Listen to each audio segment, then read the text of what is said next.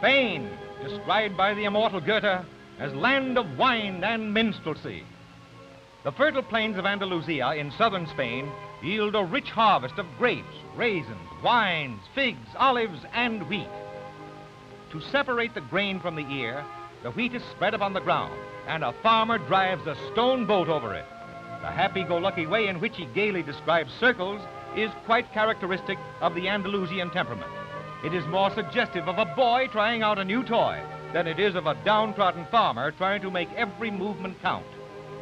The winnowing is done with equal nonchalance, the gentle breezes contributing to this primitive method of separating the wheat from the chaff.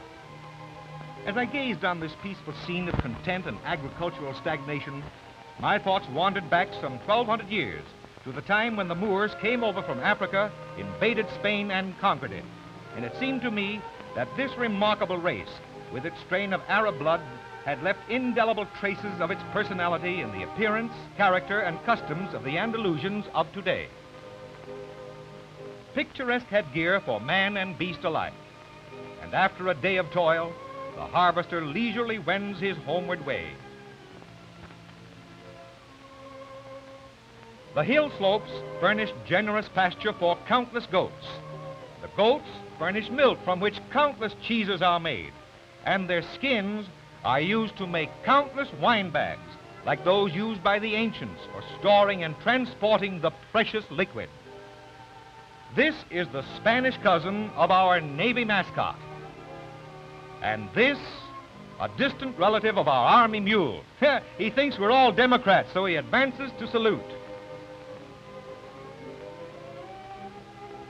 An important item in the wealth of southern Spain is the great number of oak trees. Every 10 years, these sturdy oak trees are stripped of their bark. The bark is known to us as cork. The first strippings are coarse and are used for floats, life preservers, and for tanning leather. Each succeeding stripping grows finer, and when the grain is fine enough, the bark is used for making cork for bottles. These strippings do not injure the trees, many of which live for 150 years. Although some of the properties of cork were known to the ancient Greeks and Romans, it is only about 200 years ago that it came into use for stopping bottles. It is to cork that we owe the accidental discovery of sparkling champagne. At first, champagne was a still wine with no bubbles in it. The bottles were loosely stoppered with hemp that allowed all the gas to escape. In 1720, a wily old monk, Dom Perignon, was the first to use cork for stopping his champagne bottles. This kept the gas in, but he didn't suspect it until one day the cork blew out with a loud noise. The old monk took a long drink of the sparkling fluid and exclaimed, "I have been drinking stars," and thus champagne as we know it was born. All over Spain, in towns and villages, young women produced exquisite needlework. This pretty senorita, so intent on her work, graciously consented to pose for us, but she kept the cameraman waiting for hours while she had her hair marcelled for the occasion. Evidently an old Spanish custom, which was imported into our own country a long time ago. She proudly shows you an exquisite ivory carving of arches in miniature. Under this very tree, back in 1832, Washington Irving sat and mused as he avowed his famous Tales of the Alhambra. The Alhambra, built more than 650 years ago by the Moorish kings, presents an exterior that is austere and fortress-like. The interior, however, is of surpassing beauty and delicacy. The Torre de la Vela, or watchtower, where the Moorish kings kept their wives. A sheer drop of 85 feet makes escape impossible. Not so dumb, these Moorish kings, eh?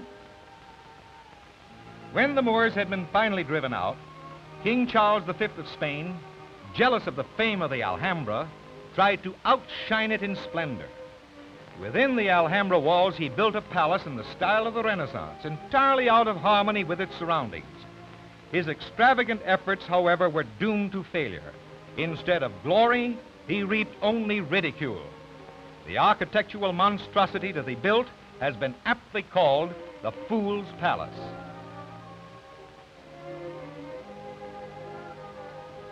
Now, how different and how beautiful is this perfect example of Moorish art? the famous Court of Lions, with its graceful and intricate arches supported by slender columns of pure white marble and its richly colored floor tiles of blue and yellow. The basin of the fountain is of alabaster. It is supported by 12 white marble lions that symbolize strength and courage.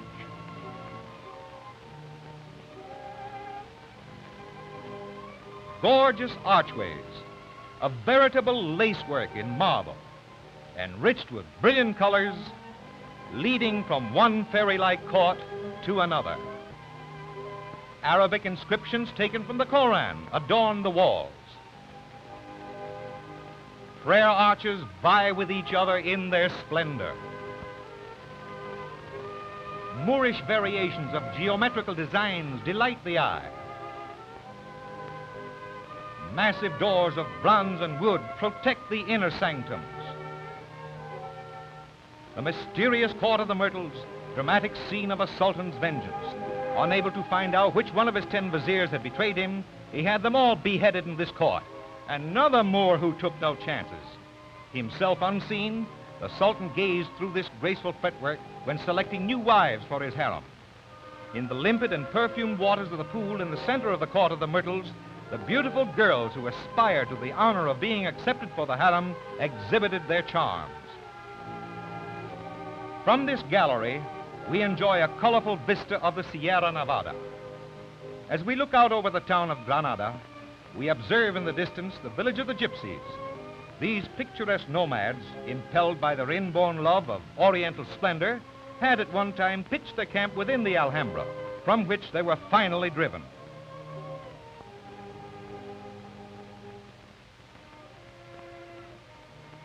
Here we see a fine specimen of a Juno-like gypsy, displaying a gorgeous Spanish shawl for you to admire.